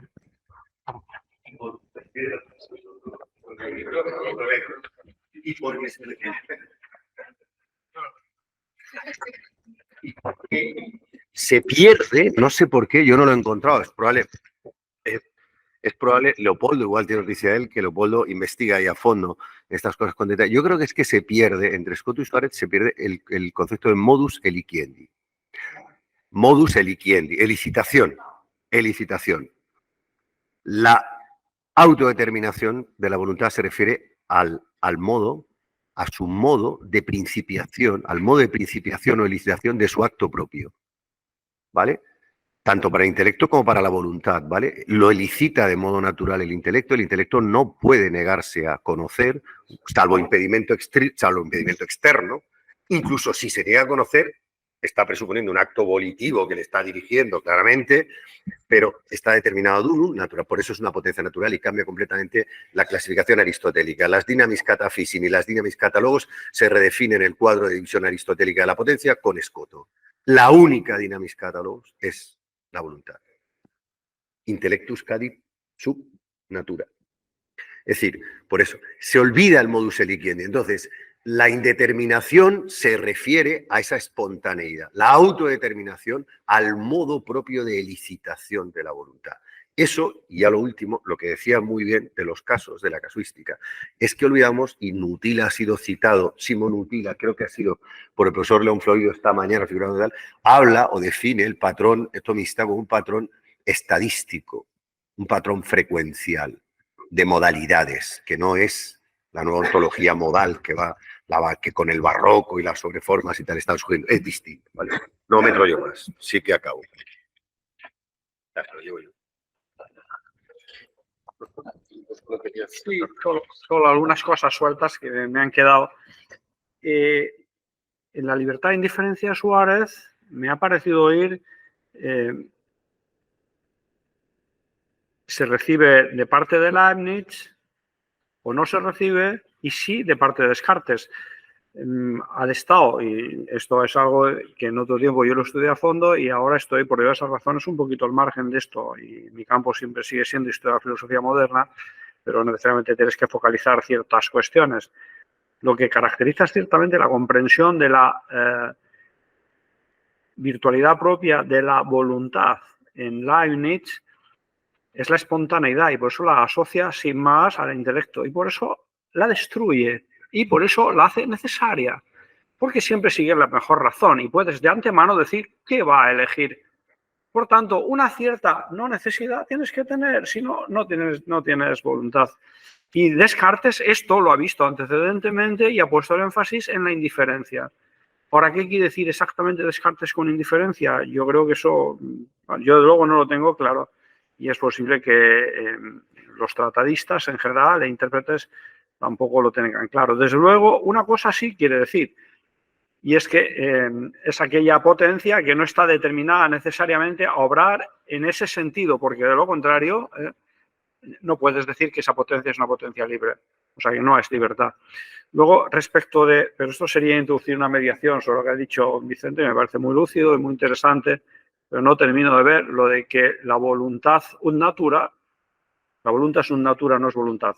Bueno, pues es un modo de querer tendencialmente con independencia efectivamente de la intervención, de la deliberación y del aparato intelectual que hace valorar motivos y finalmente elegir. Es cierto que los griegos son pobres en la comprensión de la voluntad y en todo el fenómeno del psiquismo volitivo. Eso es netamente helenista y cristiano. Eso es claro, es Agustín. la riqueza de la conciencia, la hondura del alma, feliz o atribulada, de la elección mal hecha, etcétera, etcétera. Pero, bueno, yo para mí fuera y para mis adentros siempre me digo, no sé, esas afirmaciones en general más cautamente, hay que ver en concreto.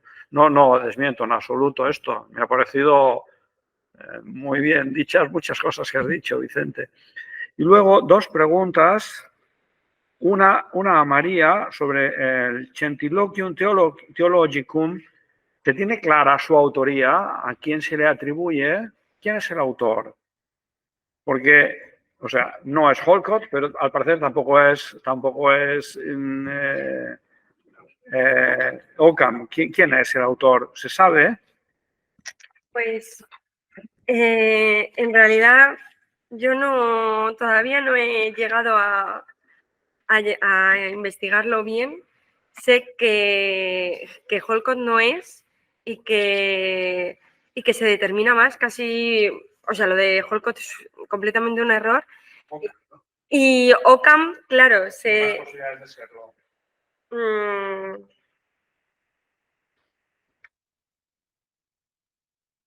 pues yo creo que del círculo de Oxford, del momento, pero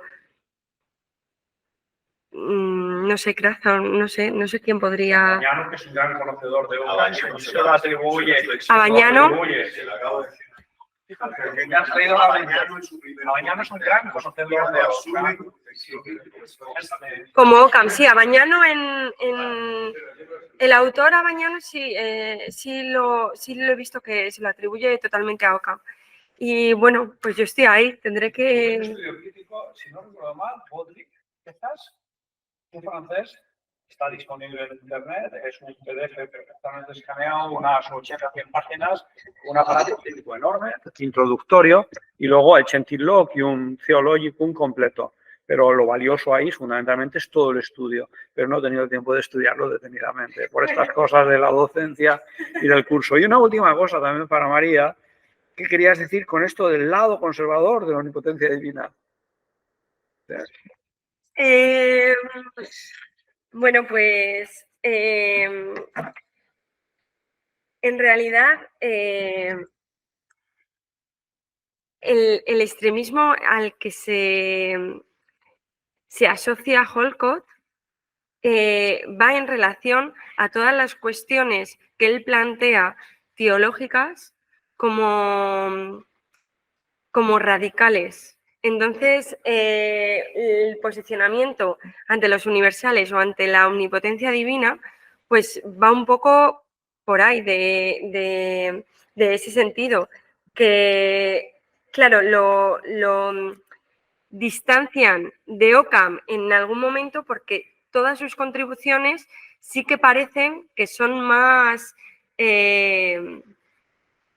radicales, pero no radicales en el mal sentido, sino radicales en el sentido de más apropiadas con la Biblia, con todo lo que dice el dogma. Entonces, bueno, por eso pienso, tengo que hacer un análisis profundo, estoy todavía con el estado de la cuestión, pero bueno, pienso que el hilo va por ese lado. No sé si he respondido. Lo siento. ¿Alguna aportación más por parte de la mesa o del...? Es que se pueden sugerir muchas cosas. He llegado tarde, desgraciadamente, por el viaje. He llegado sobre la 1 y me he perdido algunas ponencias que habría agradecido poder escucharlas. Pero en cualquier caso, en filosofía y teología, en la Edad Media, desde luego hay una cuestión que a mí me inquieta mucho y que nace también precisamente en esta época de transformación profunda, que vemos asistir en un momento en el que se recortan los límites de posibilidades cognoscitivas de la razón y se enfatizan los de la fe. Esto se le suele llamar fideísmo. Y a mí lo que me viene ahora mismo, bueno, es algo que le doy muchas vueltas, es hasta qué punto verdaderamente, y ya con independencia de las perspectivas medievales, la teología, no la filosofía, puede ser fideísta. Quiero decir, esto es algo que la daña en su propia estructura. Comiendo, salía, precisamente le decía a León que la teología es constitutivamente ejercicio de razón creyente, pero es intellectus fidei. O sea, a partir del dato revelado que se acoge cordialmente, es todo un aparato de razones. En ese sentido, la teología es ciencia. Luego es sabiduría y es otras muchas cosas. Scotto no le gusta decir ciencia. Scotto dice que es fundamentalmente, lo admite, pero dice, enfatiza la dimensión práctica. O una sabiduría como una estética. Bueno, esto es demasiado poco, en mi modesta opinión. Esas cosas, bueno, muy poco, a mí me parece. Pero ¿qué hay respecto de de un lado, fideísmo y de otro lado, tendencia a la mística que se demuestra muy fecunda y muy sana en la renovación de la espiritualidad cristiana, por ejemplo, con la devoción moderna, de la cual nace el Kempis y toda una nueva vía de dirigirse hacia Dios más cordialmente. O sea, siempre estos elementos que puedes tener cuestiones problemáticas, yo las veo claramente en Ockham, pero luego otras cuestiones que van a hacer nacer una corriente espiritualidad poderosa, enorme, la cual también tiene sus límites. El Kempis, el de imitación de Christi, tiene sus grandezas y sus límites, ¿no? Porque de algún modo depotencia la razón creyente. Bueno, no sé, quizás aquí la persona llamada en causa, no porque es el experto de la materia y doy bastante valor a las cosas que escribes y a las consultas que te he hecho, etcétera. O sea, una época en la que vemos hacer un fideísmo, un retorno a las fuentes cristianas, pero luego una depotenciación de un elemento que debe estar presente siempre en la teología. La teología no es mera fe, no es mera fe. Juan de la Cruz dice que esto es teología mística. A la otra llama teología escolástica. Y con escolástica no entiende para nada escolástica, hay que decir que es teología que razona. Como entonces se razonaba según este modo de contraposición de opiniones, la llama teología razonadora, es decir, es intellectus fidei, en la medida en que es dada una interpretación racional en el dato revelado, porque eso ciertamente tiene sus límites. Entonces, este momento de la limitación de la razón y de la potenciación del fideísmo en el siglo XIV, que se da además junto a otras perspectivas, y que yo creo que va a ser profunda en la transformación de la teología. La intervención de Ockham respecto a ciertas cuestiones hasta entonces consideradas patrimonio común de razones naturales, de las llamadas preámbula fidei, sobre existencia de Dios e inmortalidad del alma, Ockham las pone entre paréntesis. Ahí ves. Y por otro lado, todo esto lo pone del lado del acto creyente. Es que esto luego se reproduce tal cual en Locke, que es lo que a mí, con todo el respeto a Locke, leyendo una obra como la The Reasonableness of Christianity, lo ves y dices, caramba, tiras un poco más de este hilo y te encuentras the rationality of la racionalidad del cristianismo. Y entonces el cristianismo es un acto de la razón. Y eso es el deísmo, exacto. Y eso es lo que no puede ser. Pero por otro lado, que el cristianismo razonable no solo es la compleción, es la culminación de aquello que instintivamente desea el corazón humano. Pero este equilibrio en el siglo XIV yo lo veo problemático. No lo sé. Si a lo mejor he dicho cosas un poco sueltas. Una cosa solo. Este me parece un asunto de máximo interés. Ya no hablando del siglo XIV, donde yo creo que es muy evidente que pasa parte de lo que está señalando, sino hablando propiamente de la razón. Es que intellectu fidei no tiene por qué ser razón calculadora o razón. Claro, pero ¿qué es razón? Yo es que creo que hace falta una reflexión sobre qué es razón. Es que cuando hablas de San Juan de la Cruz y dices, una cosa es la teología escolástica y tú dices, claro, con teología escolástica se refiere a teología que razona. Yo diría, no exactamente. Razona de un modo determinado, porque la teología no escolástica de San Juan es profundamente racional, tiene un logos fuerte, pero no tiene un logos que se puede seguir, que se puede entender y que necesita que se entienda y que se entre en él. Pues si no lo tuviese, lo que escribe no nos serviría para nada, no nos transmitiría nada.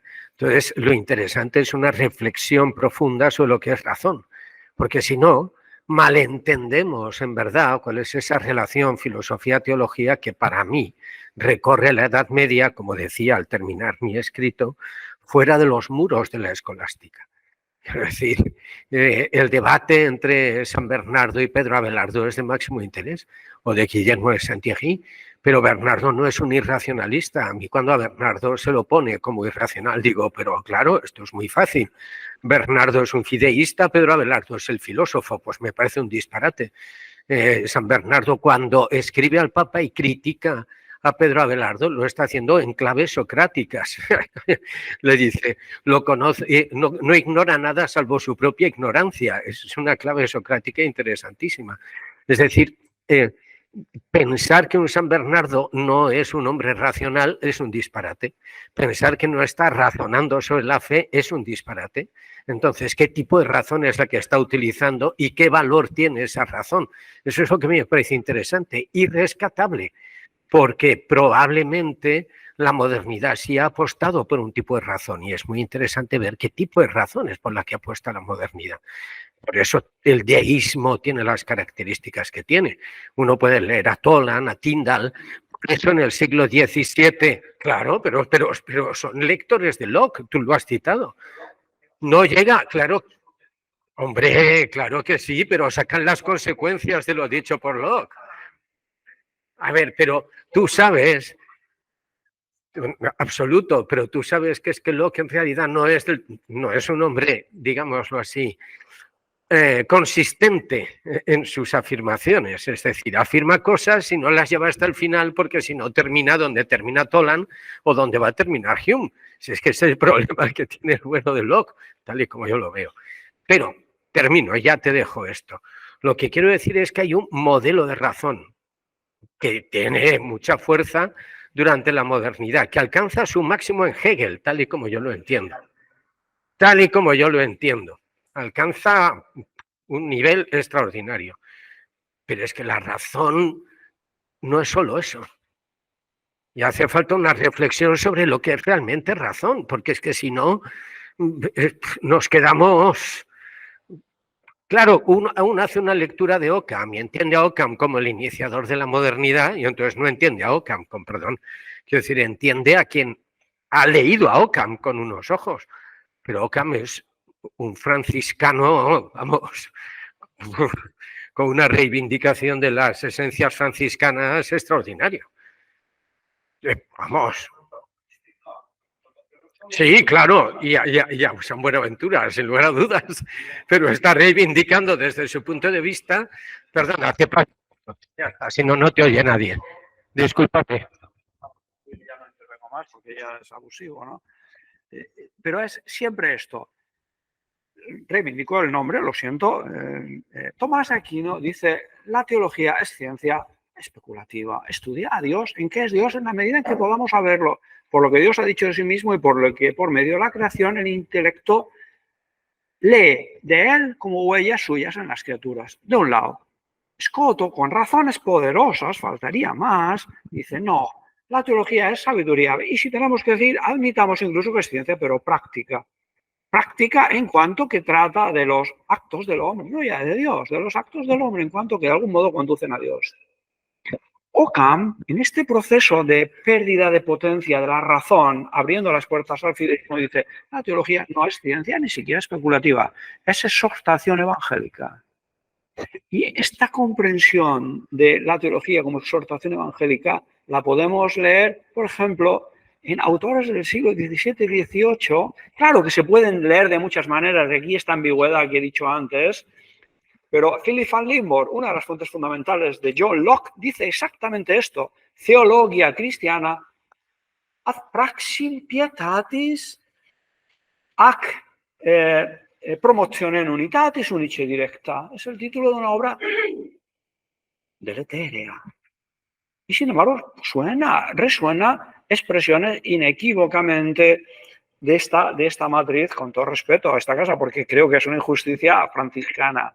Es decir, un pensamiento sano, fecundo y poderoso se puede interpretar de un modo incorrecto. Y eso es algo que se ve continuamente en la historia del pensamiento. Y por eso ser cauto, y concluyo, ser cauto, ser justo, ser circunspecto en las afirmaciones, no grandes afirmaciones lanzadas al aire, sino bien medidas, yo creo que es importantísimo.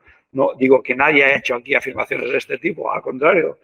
Oigo a Vicente y me quedo boquiabierto, ¿no? ¿Qué hombre puede decirnos todavía una teoría de la elicitación a estas alturas del siglo XXI? Es una persona muy culta. O sea, en ese sentido, doy gracias a Dios porque está diciendo cosas muy sensatas y de una potencia y de un valor.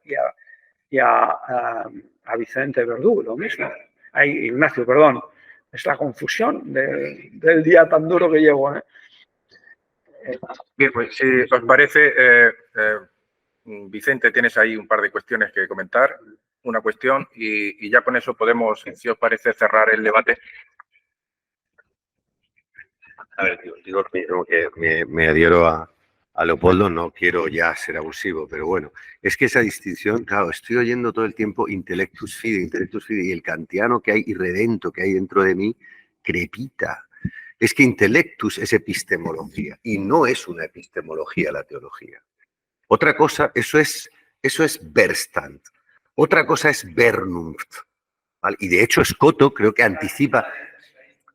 Bien. Bueno, pero espera, pero quiero decir, no, pero para Scotto no es una ciencia porque no sigue el modelo silogístico de ciencia aristotélico. Una ciencia demostrativa no se atiene al patrón aristotélico, es lo que dice Scotto. Entonces, es una ciencia práctica porque efectivamente es que, y estamos en una sede franciscana, entonces elogiemos a Scotto. Nunca me cansaré de hacerlo porque realmente es que es un tipo...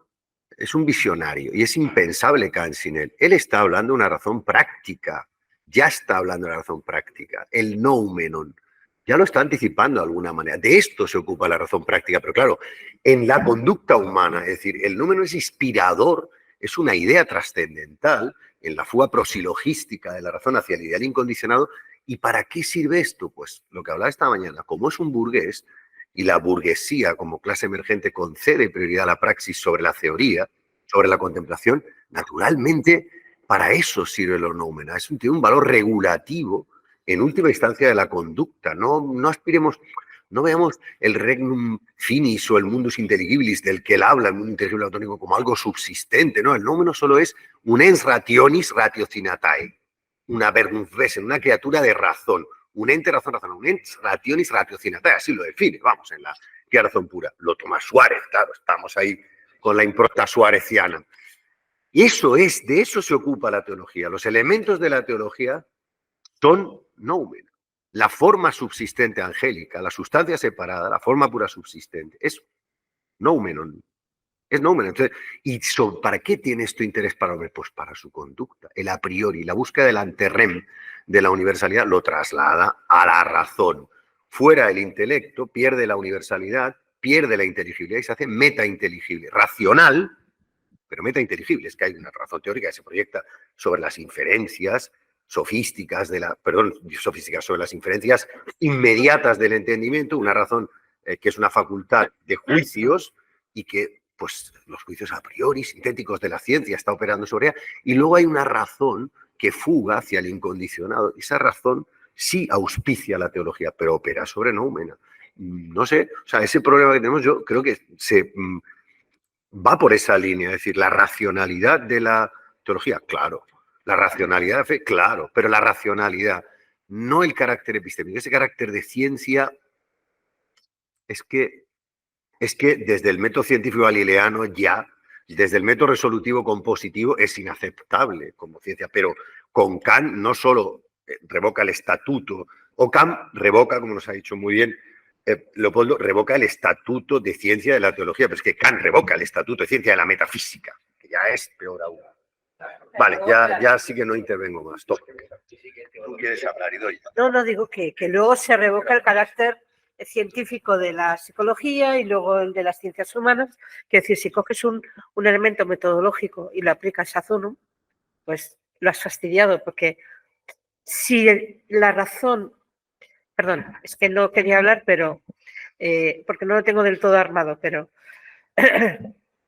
según entiendo yo, la razón es la forma como el ser humano está en lo real de una manera inteligible, ¿no?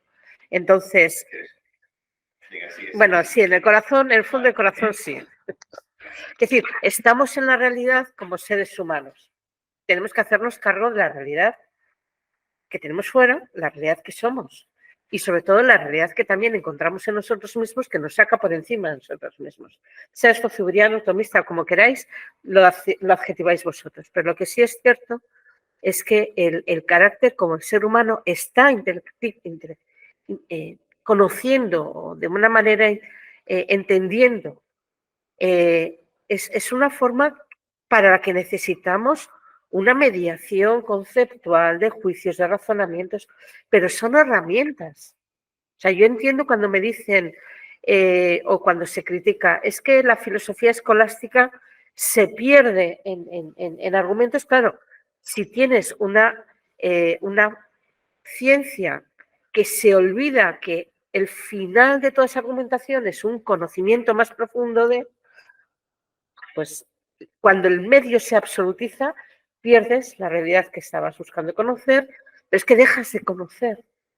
Estás haciendo otra cosa, ¿vale? O sea, es lo mismo que se le puede aplicar al esquema moderno, ¿no? Es decir, cuando, por ejemplo, el tema del hacer práctico, es decir, o el hacer productivo, cuando el medio se absolutiza, pierdes el fin y pierdes el origen.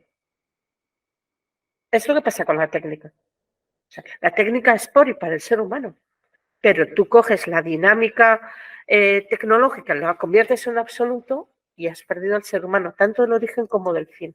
O sea, yo creo que en este sentido lo que hay que entender es, justamente el ser humano es un ser racional, es decir, su forma de ser inteligente es la mediación, es la elaboración conceptual, la elaboración de discursos, el afinamiento de cada uno de los elementos con los que vas a abordar la realidad para intentar sacar de ella lo máximo que puedas a nivel inteligible, porque es nuestra forma de ser y nuestra forma de estar en el mundo. Pero tenemos el peligro de convertir ese medio en un absoluto. Entonces, yo nunca no he trabajado si la teología es una ciencia especulativa o es una ciencia práctica. Lo que está claro es que es una estructura racional del ser humano, pero no para hacer teología. ¿Vale? Entonces, no para hacer teología. Por eso, ¿qué significado de razón estamos aquí manejando? Ojo, pues es que lo que hay que ver es contra qué estás definiendo esa razón. Es decir, ¿cuáles son los elementos con los que estás abordándolos? Si te hablas de razón frente a entendimiento, frente a sensibilidad, frente a conocimiento simbólico, claro que es un concepto de razón bastante pobretón, ¿no? Y bueno, no sé si me estoy haciendo entender, pero el tema está en que no perdamos el sentido, y yo creo que esta es como una cosa que se repite mucho, no perdamos el sentido de que es una mediación racional, pero que no se termina en ella. Es decir, el final de la teología no es hacer teología. O sea, la teología es el medio que tiene el ser humano como ser racional para entender una de las cosas más importantes que tiene, que es saberse hijo de Dios y saberse en el mundo con un destino, con una finalidad, con una misión, en cierta manera, ¿no? Entonces, esto me parece surreal. Y otra cosa que dice Chesterton, perdón por la parte menos académica, criticar la razón es de muy mala teología. Criticar la razón es hacer muy mala teología. Lo dice Chesterton, que tiene una visión finísima. Es decir, sí, porque es totalmente. Totalmente. Pero yo aquí...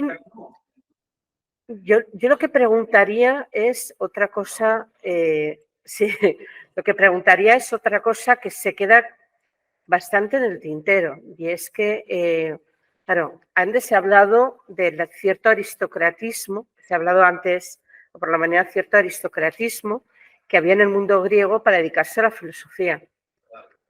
yo creo que ese cierto aristocratismo para dedicarse también hoy a la filosofía, porque...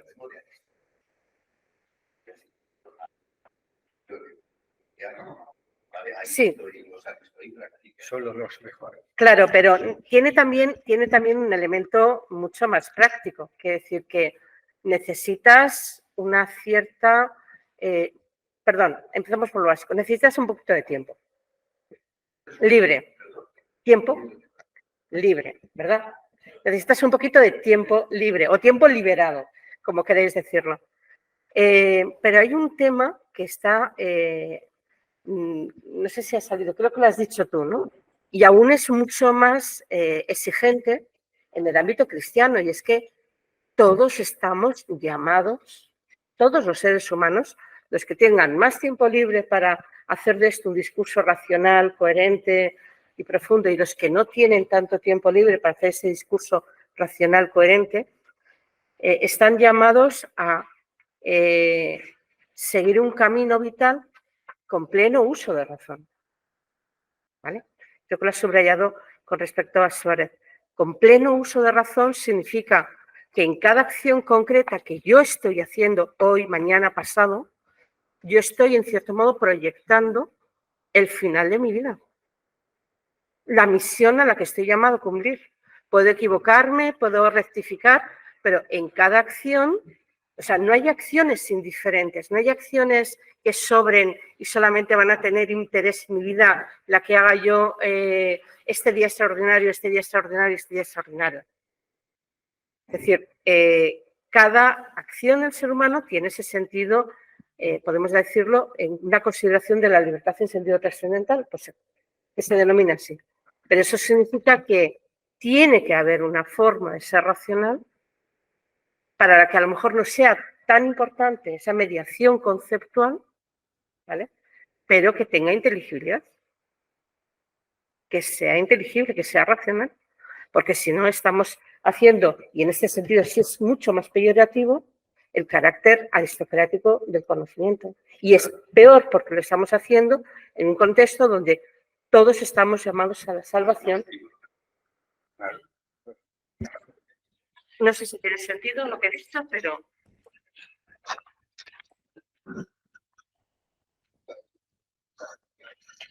Bien, pues daros las gracias a estas últimas intervenciones y aportaciones. Creo que ha quedado bastante claro, sobre todo las últimas intervenciones, y un nivel bastante elevado que entiendo que debe recogerse en una próxima jornada, en un próximo encuentro de teología y filosofía medieval. Y ya, pues, bueno.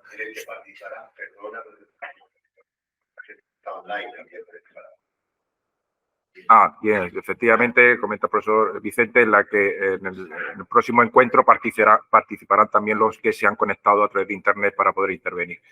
Bueno, pues yo solo me queda cerrar, clausurar este encuentro, que no lo voy a hacer yo, lo va a hacer el director del centro. Entonces invito a la mesa que si quiere ponerse también de público, y ya con eso.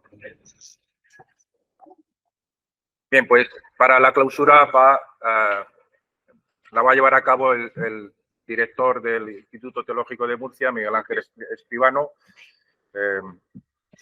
misma persona que lo inauguró, y que a primera hora de la mañana pues tuvo a bien inaugurar este encuentro. Gracias.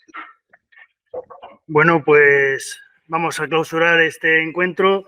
Dos cosas únicamente, porque ya que soy el director del centro y el último que va a hablar, y como ninguno me va a contestar, pues voy a decir dos cosas fundamentales. La primera, ya que me ha citado el profesor José Carlos, yo no decía esta mañana que el derecho no pintaba nada. Decía que hay que hablar de filosofía, teología y derecho medieval, porque el filósofo medieval, o de la nueva modernidad, si hablamos después del siglo XIV, es un estudioso de las tres materias. No es solamente filosofía, no es solamente... Y por eso, desde a los que habéis participado hoy, desde Manuel Lázaro para abajo, en edad, os recomiendo que estudiéis teología. Por una sencilla razón, porque si no, no vais a hacer filosofía medieval. Si no conocéis la teología, no vais a ser capaces de saber de qué están hablando los filósofos medievales. haréis historia de la filosofía, pero no comprenderéis lo que ellos están diciendo. Por eso es tan importante la teología en este periodo del que tan brillantemente hemos podido disfrutar en esta jornada de este encuentro de filosofía y teología medieval, que esperamos, como decíamos esta mañana, que se pueda repetir a lo largo de los años, que sea un primer encuentro y que sigamos aquí pudiendo reunirnos en el Instituto Teológico, en esta sede de la Escuela del Pensamiento Franciscano, para seguir reflexionando y poder seguir haciéndolo. Muchas gracias a todos y que tengáis un buen viaje de retorno los que vayáis para vuestras casas.